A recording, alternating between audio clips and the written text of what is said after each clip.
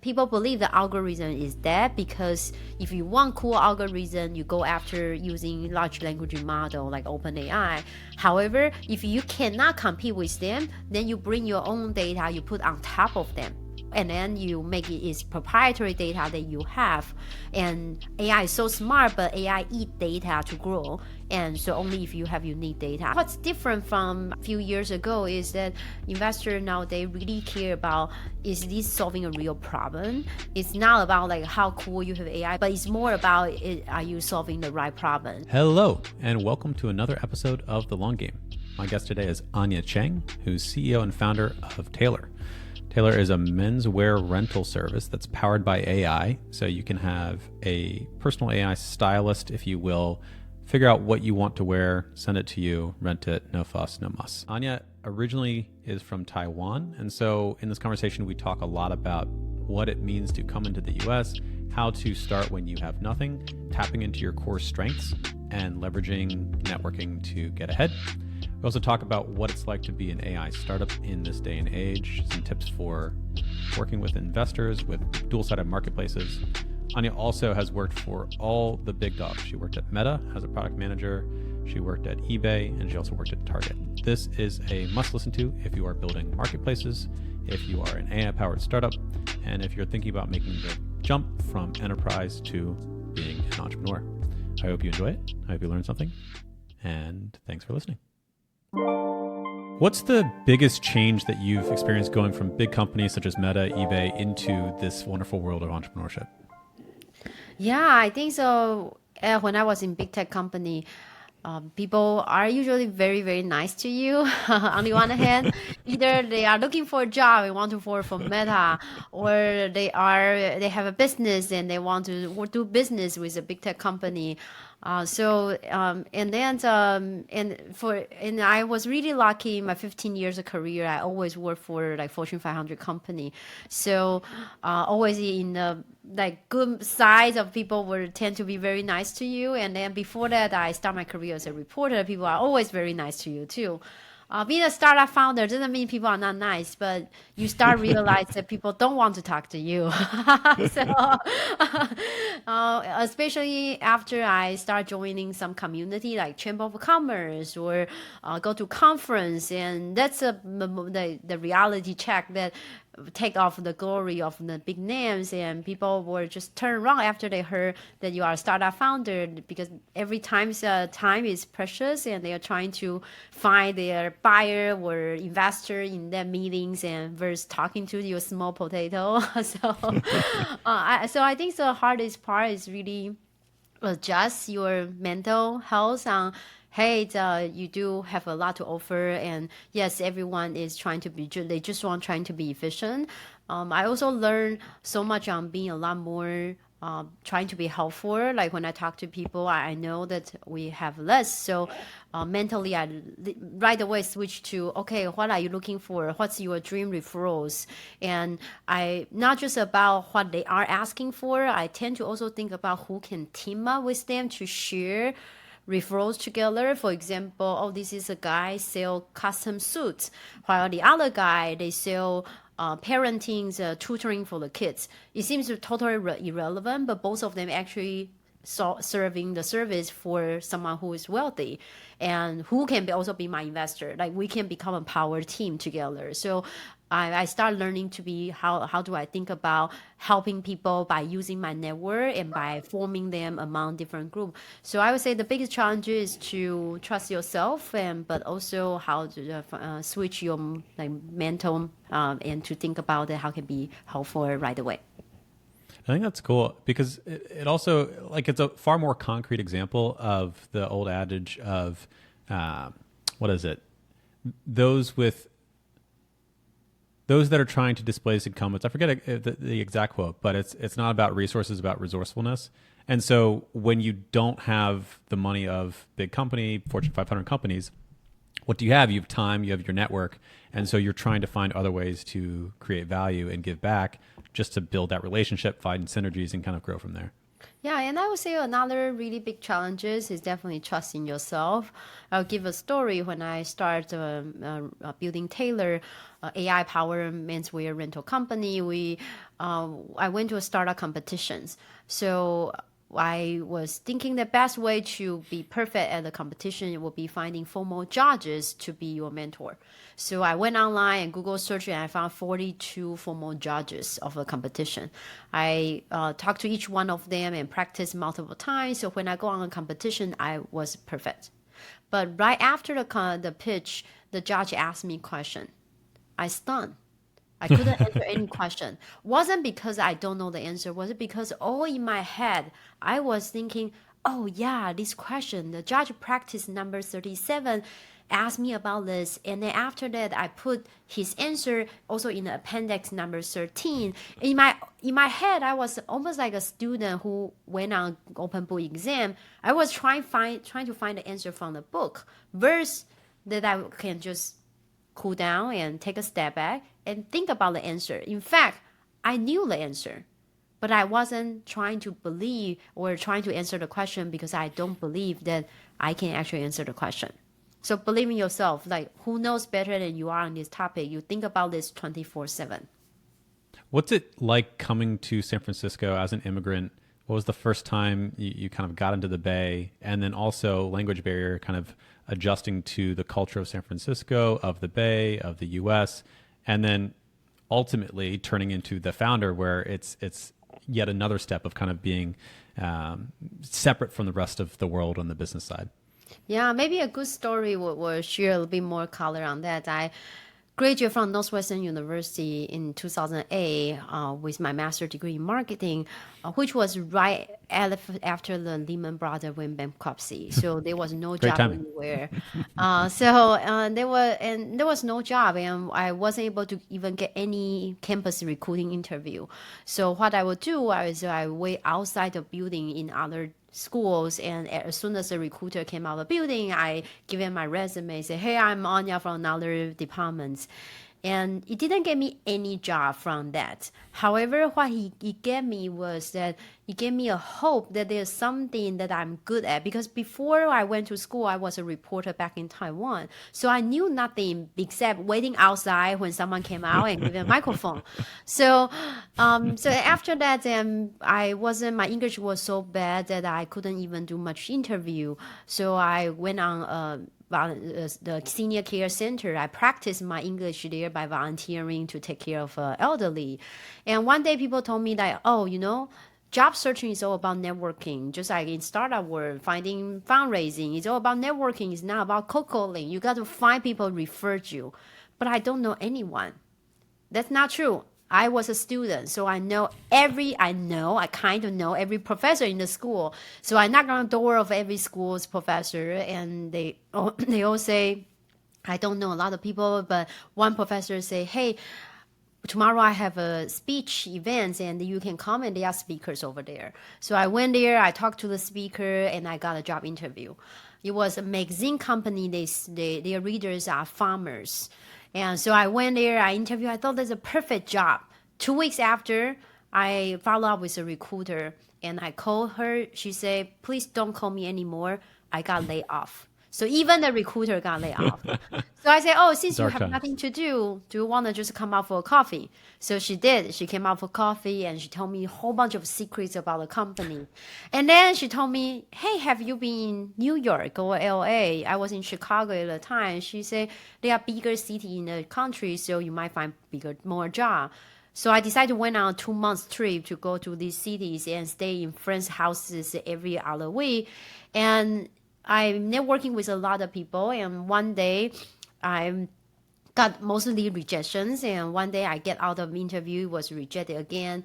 And it was raining, so I was trying to hide, and so I was zipping between newsstand to newsstand and trying to avoid the rain. As I was waiting on the break in the clouds, I see the newspaper on the stand, and it say publisher name so and so. If you want advertise, call this number. Aha! So I bought all of the newspaper. I went back to my friend's house. I start calling each of them, and then I end up that I was able to meet with CEO of New York Times, a VP of CNN, all of those magazine company. But everyone say they are not hiring. And I also realized it's too slow doing one by one. So I figured out I should go to a conference. Conference has thousands of people, so it must be faster. But the conference tickets are so expensive. So I call a magazine company in Taiwan. I say, hey, do you want to cover this amazing conference for free? They say yes. And I call the conference, say, I'm a reporter from Taiwan, give me a press ticket. So, and I got in.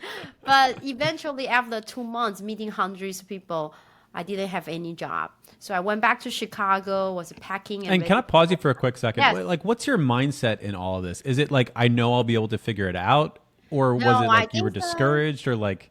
No, I think it's just I wanted to that if I fail, that it was because I wasn't good enough. Wasn't because that I didn't try everything I thought I can. And I also wasn't really want to find a job in the US. I just every time when I was ready to give up, I thought of one more thing that I can do. But that one thing that keep going instead of giving up is something that I was good at, which may not be the same as you. Like everyone is good at different things. I was a reporter, so I know nothing except waiting for people outside, right? I was a reporter, so I can easily go to a conference and then cover a story, which is different from you. And some idea sounds crazy for other people. It was the only thing I know I can do, which is what I'm good at. But when you are doing something that you are good at, you won't give up because you know you are good at. It wasn't hard for you.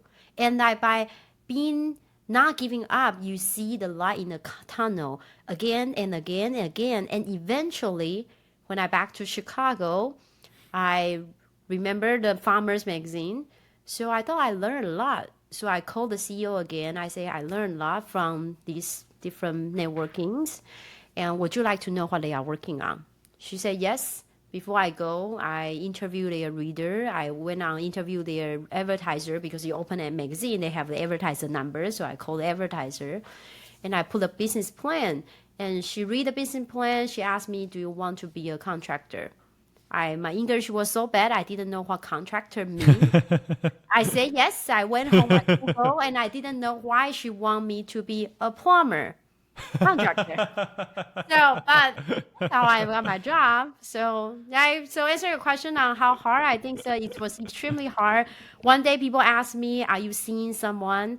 I turned around and asked, no, I didn't see. Do you see a ghost here? The guy never asked me out again, but I didn't know why. Now I know. That's awesome. That's wonderful. I mean, I think one of the things, there's so many good nuggets in that story, in that process. One thing that I want to highlight is that networking seems like it's this kind of bad word or this toxic thing, or it's a skill that you have to develop. But really, it's what you're talking about. Just you talk to people, just talking to people and taking the time. And some people won't take the time to talk to you and others will. And then you talk to those ones and then they might say, oh, you should talk to so-and-so. So I think that kind of someone told you about networking and then you just went and did it is maybe a hurdle that some people struggle with, but it's just talking, you know? Yeah, I think it's a time that you think about how you can help others. And so I remember we started a company 2 years ago. When I first time fundraise, I reached out to a professor at University of Chicago, and the professor introduced me another founder who was his students. And so when they do like AI security camera, and I was very genuinely curious about his company. So in the conversation, I forgot that I was trying to ask him for a referral for investor. After the meeting, I introduced a whole bunch of people to him, as like police departments and my friends in Africa. And so a few weeks went by, he came back to me and said, hey, by the way, thank you so much for those referrals. By the way, what was the reason you set up the meeting? I forgot. And then I said, oh, yeah, I was trying to ask you about your investor. So he made an introduction for the investor. In half an hour, we closed the deal. We got led by Berlin Capital. So many times the networking is all about you think how you can help the other side. But do remember what you want to ask for. So unlike me, then you forgot. But it's just a journey of figuring out how you can be helpful. And Taelor, talk about Taelor, what you're doing and why there's such a focus with your background on AI with menswear. Yeah, people always ask me like, why two women start a menswear business? Eh, I eh. know, so I was trying to build my own closet. The last 10 years, as a woman immigrant who wasn't an engineer, I did lead large technology teams at Meta, eBay, and Targets, McDonald's. So I have been building a lot of 0 to 1 product, like Facebook shopping and eBay's emerging markets and McDonald's food delivery business globally. And many times I actually felt imposter syndrome. I wasn't sure if people would think I'm a great boss and will they respect me. So I was thinking that maybe at least I need to dress like that I'm ready. So I try some subscription boxes in the market like Stitch Fix, which you have to buy before you can wear. It's just a styling service on top of e-commerce. And I didn't want to own that much stuff. As you guys know, in San Francisco downtown, the apartment isn't the biggest one. And I tried some rental company, Rent the Runway, newly by Urban Outfitter, which is a unicorn in just 4 years. But all of them require you to browsing through thousands of garments and pick your own item. It was an aha moment that I realized most of fashion company, they are designing stuff for people who are into fashion. They are not designing for me. I just want to get ready for the day and be successful. So I was thinking like, do other people think like me? They hate shopping, they hate laundry, they are socially active, they need to look great for their work, for their date nights, for their interview or podcast, but they don't want to chase after GQ, they don't want to read GQ and chasing after clothes. And turn out that yes, a lot of guys think like me. They are busy men. Single It guy, resonates sales with me guy, so far. Yeah. single guy, sales guy, recruiter, pastor, professor. They meet people, but they don't want to spend time. And turned out that AI also make it possible because before to serve those guys, you will need to hire thousands of stylists. But now with Gen AI, within 3 seconds, we can based on the customer quiz survey, their photos, a quick conversation with them. All of these AI can pick garment from 10,000 garment and pair with a perfect outfit that's great for your schedule next Monday, Wednesday, Friday. So you just make it a lot more feasible in the era of Gen AI. Yeah, that's fascinating. I mean, I think one of the fun and exciting things about where we are right now is that we really have the birth of a new technology, and technology empowers us to be able to build new things. And so we don't know what the apps, the products. I don't even know if apps are going to exist in 10 years, but we don't know what problems we can solve, and it just happens through this iterative process of saying, "Oh, there's an opportunity here. Let me go try to build that." And then people like yourself go and take that risk. So this was a thing before, but not through technology. Building a machine learning model to be able to do this just wouldn't be cost effective. And now for a few credits with OpenAI in a couple seconds, you can have this personalized concierge matchmaking clothing stylist. That's very interesting.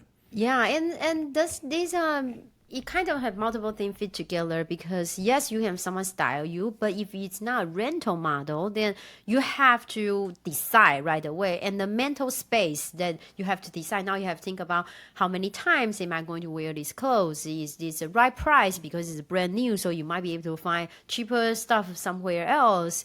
And unlike rental, it's not like try before you buy. You get the clothes, you wear for a couple of days. If you like it, you buy it, and it's second hand. It's still like new, but it's second hand, so at least you get 20, 30, 40, 50, 70% off discount. And on the other hand, today, 30% of clothes go directly from factory to landfill. 10% of carbon emission in the world are from fast fashion alone. 10% Wow. of carbon Wow. emission. It's just really, really hard for brands to figure out what people like and also guide by the same thing again and again. As a result, a new brand, they can never get new customers because the guy just never give it a chance. So by having a stylist to recommend, and the guy tend to say, okay, I never wear green, but yeah, if you recommend, and I will give you a try. It's a rental you wear for a few days, just like your Netflix show.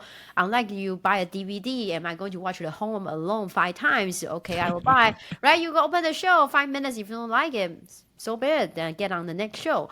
So the same thing for rental. If you don't like it, return. You get next shipments right away.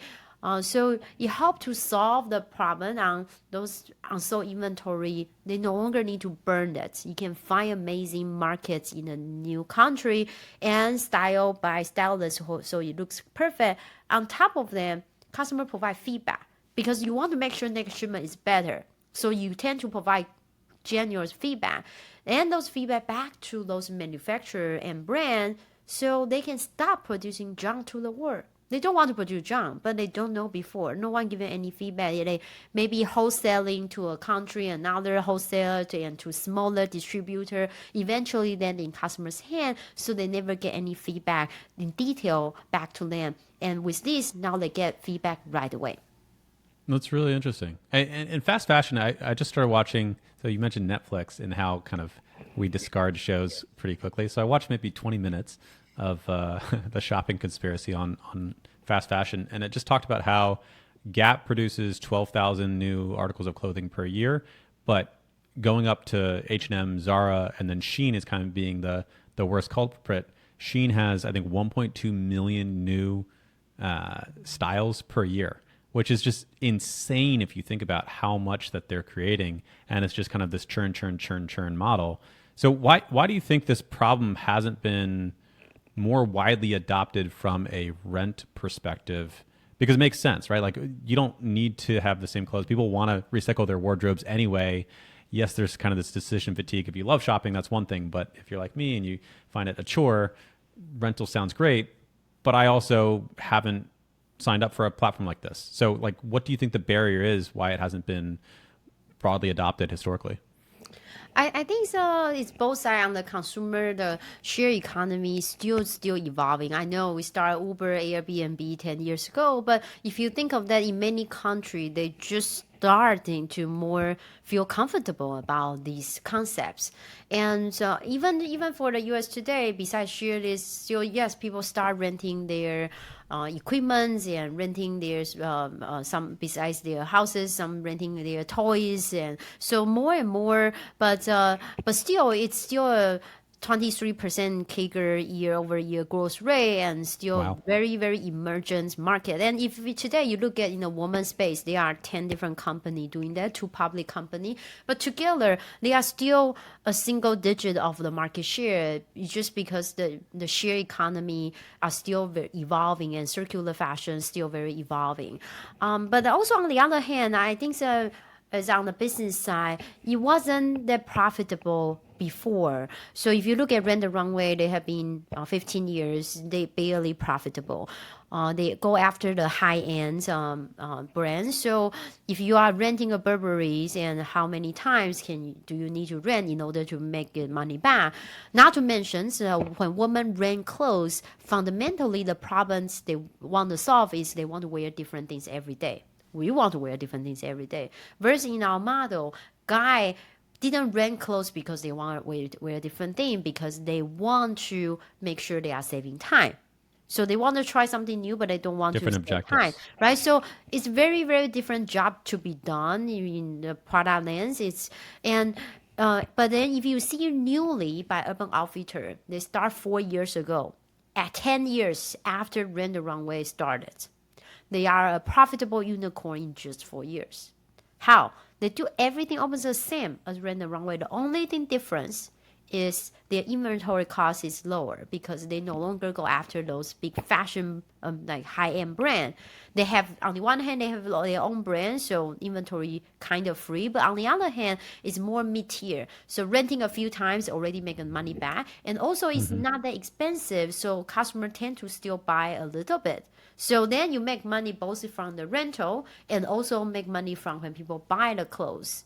And in our model, it's even better because our customers, mostly guys who only know 5 brands, Lululemon, Banana Republic, and Nikes, and Uniqlo. So they don't know any other brands. So we can source brand from all different countries. They are the best brands in those countries, but you never heard of them in the US. So for them, it's a great opportunity to enter a new market. So for us, it's really low cost because they want to enter a market. On top of them, in the fashion industry, the more expensive stuff are usually more well-known brand, not because they are high quality, right? Uniqlo is pretty cheap, but it's pretty high quality. Probably compared to some even luxury brand, it's a lot more durable than some luxury brand. So you can find amazing high quality brand from all over the world to serve this segment. But serving a segment, again, it wasn't feasible unless you have Gen AI because they buy the service. They don't want to go on and browsing through 10,000 garments by themselves. So I think it's just, on the one hand, the industry is still evolving, lazy economy, circular economy is evolving, share economy, AI application. But also on the other hand, you just Gen AI make this all more possible. When did you found Taylor? We started 2.5 years ago, and then we backed by Berlin Capital, which is early investor of Live Instacart, and then we adding more brand, and now we have over 300 brands on the platform. That's fascinating. And what's it like being on the ground in the Gen AI world in Silicon Valley? Is it investors are kind of fatigued with, oh, another AI startup, or is it just everyone's seeing how far they can go and how fast they can go and the entire landscape shifting? I think most people believe that the era just started. So if you're looking back for the technology history, pretty much every 20 years you have a big theme. Like you start 20 years, like first 20 years was like industrial computing by IBM, and then after that was desktop, which is the Apple era for the desktop, for the personal desktop for 20 years. Then you have application mobile apps for iPhone era for another 20 years. So people believe that AI just started. There's 20 years ahead, and it's still evolving and fast. Make a lot more like faster. Make a lot of things a lot faster before.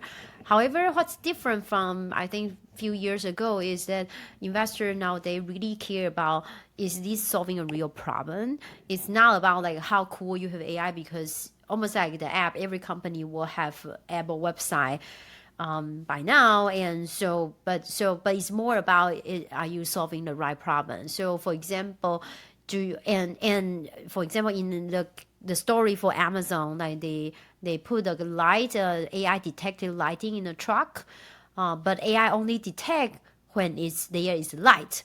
So when during the day, AI detect the guy were in the truck, so they turn on the light. But it's during the day, so they don't need the light. So in the night, the AI wasn't able to detect the driver, so they wasn't able to turn on the light, so the driver cannot take stuff from the trunk. So are you really solving a problem using AI? So solving a problem remain to be number one. And number two is, are you defensible, right? So if you don't have any unique data, all you do is pull your OpenAI ChatGPT API and then layer amazing UI on top of them, then the new versions of ChatGPT will just wipe you out, right? So it's extremely important that you have your own unique data.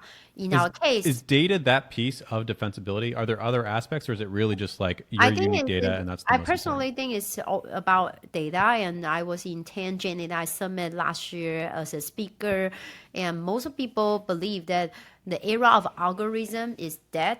Like the last era was about like Google, there's like black box that people put in questions, so now you come out with a secret ranking, Like some which is about proprietary, algorithm, right? But people believe the algorithm is dead because if you want cool algorithm, you go after using large language model like OpenAI.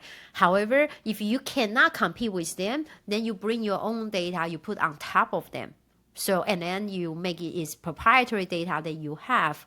And AI is so smart, but AI eat data to grow. And so only if you have unique data. In our case, like we know the true quality of a garment after washes. We know customers' true preference, like how you decide what to watch on your Netflix show. You didn't watch a show because it's on discount. You watch a show because you do like the show. You already pay a monthly fee, which is the same as our model. Or we have human stylists. They bring their own know-how that's better than AI. We have also like we bought 10 years of styling information from another rental company, etc. We work with 300 brands. They are doing something for future. AI only know the past. They don't know the future. But working with those brands, they are designing something 2 years from now, so we know the future. So like packing those unique data on top of LLM make the company more defensible. Real world problems and unique defensible data. Exactly. In terms of where you want to go next with Taylor and kind of carry this journey forward from an AI perspective, what are you looking towards being the next evolution? Yeah, I think so. We are evolving ourselves to be more like busy man's one-stop shop. So today, our customer rent clothes from us, but they tend to also ask us, "Hey, where can I get these shoes, belt, accessories, and where should I get my hair cut? Oh, by the way, I love the Valentine's Day outfit you pair for me. How about Valentine's Day gift? Do you sell jewelry?" So our customer really treat us more like a concierge service, more like a one-stop shop, more like executive assistant. They are buying the service than just buying the rental clothes. So we see ourselves to evolve, like to one day when you know what to buy, you go on Amazon. When you're not sure what to buy, you come to Taylor. We also have I found like that. That's good. yeah, we also have found a product market fit on the supplier side. As a brand in Italy or Singapore, Taiwan or Japan, is extremely difficult for you to enter a new market. It's really hard for you to get data to feedback on what you should build and design. So we have found that the data we have is extremely helpful for them. So we are planning to probably do more in this area to help those brands to get more insightful on what's the market really needed. And as that, they can expand into a totally different like data business or technology business. With marketplace businesses, I've always thought about them when I've talked to companies or advised. There's kind of this initial critical mass that you need to achieve of you need supply side and demand side. But what you're describing, and that's just inherently harder because you have to solve two problems. But with what I'm hearing from kind of how Taylor is structured, you are solving two unique problems for two different parties that intersect perfectly. So busy men specifically want to look good but don't want to put in the effort to research brands, buy stuff, etc. And then equally, brands want to have access to US market and they don't necessarily know how to do it. So it's when you have those kind of synergistic values, is that if you were to advise a marketplace company, is synergy what you would be looking for as kind of the number one trait to jumpstart a market? Or is there something else for this kind of matchmaking type segment of startups? Yeah, I can tell you that when I was working for eBay, the industry believed, but again, I think that the industry evolving so fast and with now AI disrupt the whole industry. So I don't know if no longer true, but Right. that's what kind of the playbook like marketplace leaders all play. So but we do believe that every marketplace, of course, you do have need a great intersect out because you are a marketplace, right? You have to serve both sides. However, you always start with one side, and the old playbook was you get critical Does it mass. matter which side or either? Yeah, which doesn't matter. For example, if you look at eBay Classify, it was more on the eBay Classify was more of on the supply side because you have supplier they sell supplier tools as well. So make sure suppliers and they get monetized from supplier getting advertisement. But if you look at the same thing for like car gurus. They also sell cars. eBay in many countries actually sell cars. But so like car guru, they also sell car, but or true car, they are more about okay, what's the price that you can get the best price. So they are on the consumer side. So doesn't matter which side, but usually you have to pick one side in order to get started. In our model, I think the key difference is because in our model, one side, the supplier side, is a cost side. So it does require us to think about that very early on versus I just offer to customer and I buy plenty of clothes. Then the number one question investor is going to ask me is what's your inventory cost, right? So for me, in order to reduce the cost, we have to think about that very early on. And then we discover that you can even get the clothes for free or someone pay you to take their clothes because they are excess inventory or they need data, they want to trade that with data to you, or now with a carbon right, they have to pay to even burn down those clothes, right? So then we take that, like we pretty much can even charge them for that. But I would say back to your previous questions on investor thinking nowadays, I think that it's really important to make sure you think about like profitability from the get-go. It's very different. We all know it's very different from 5 years ago. Like when Rent the Runway started 15 years ago, they wasn't profitable for many, many years, and it was It's all okay at about the growth. time, right? So it's all about growth. It was Yeah. okay at the time, but it's no longer okay. So you have to think about, okay, if you want to grow one side, but if your one side is just user who don't pay, then you better either you have deep pocket or you better think about what's the really good way on use the other side. Otherwise, nowadays it's really hard to get outside capital.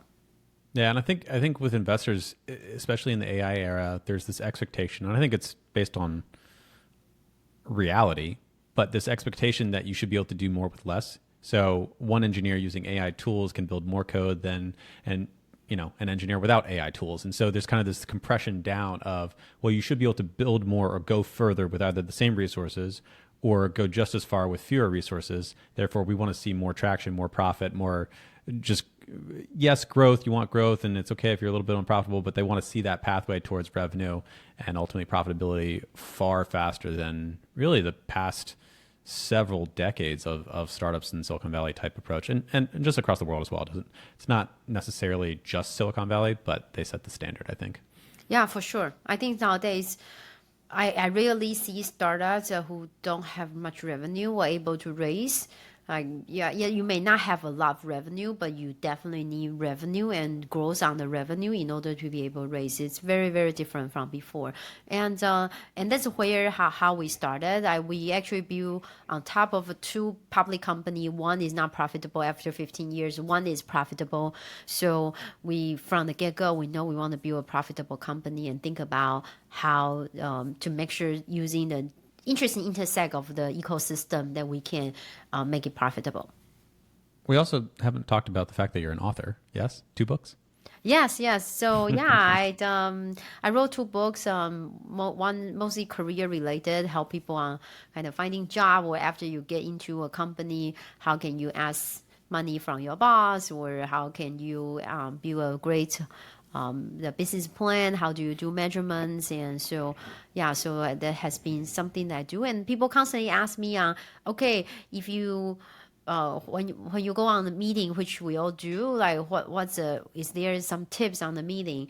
And I would say one thing is that if you know what the other person want to say, and you know the elephant in the room, say it out loud, because otherwise the other side is just waiting for you to say that, right? So in our case, for example, people will say, okay, well, how about Rent the Runway 15 years isn't profitable? From get-go, I say, hey, we look at those model and we found that they are serving women who want to wear different things every day, which is very different from lazy economy, which is where we are. So from the get-go, you say what the other party were thinking. Otherwise, they are just waiting for you to finish and then Like disagree they can't with even you. listen to what you're saying because they're just Exactly. They're waiting just for that. waiting and disagree with you. And also probably ending in on a positive note whenever you can, especially if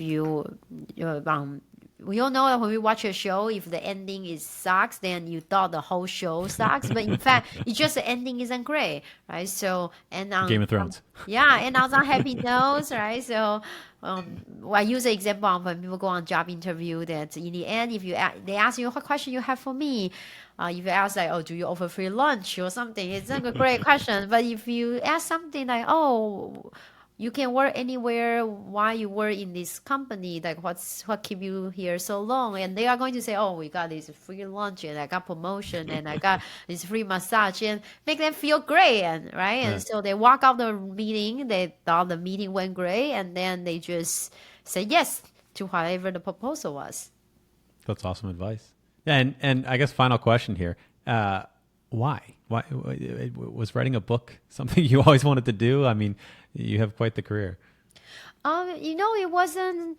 It was. I came from a blue collar family. My mom is a housewife. My dad is a factory workers. I was got pretty much pay off a student loan for my 2 master degree at Northwestern University, University of Chicago.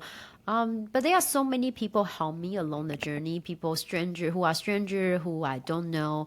Imagine someone like me who, when I came to the U.S., I pointed at the swimming pool and I yelled at ocean. I thought swimming pool and ocean in English are the same thing. So I was so bad at the time and so know so little, but I was able to somehow achieve my American dream by with a lot of help. So for me, it was just my way of giving back. Like, book is really cheap, So, but in fact, it probably so valuable than a lot of more very very expensive online courses. I also have 4 online courses, and I can tell people that in fact my book actually were pretty similar content.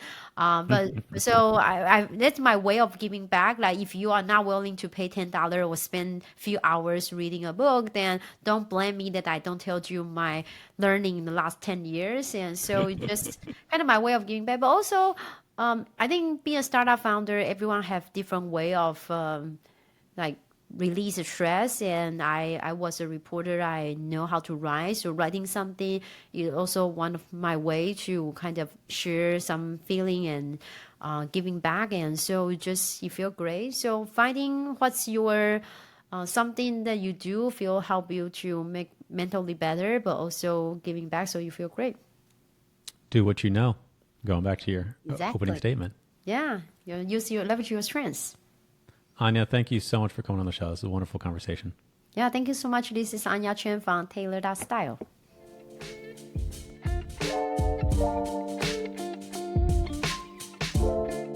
If you enjoyed that episode, make sure you check out this video right here. And if you really enjoyed it and you listened to the end, take 2 seconds and share the love so someone else might find it by clicking the thumbs up button and subscribing. I appreciate you, and I hope you have a wonderful day. But click that button.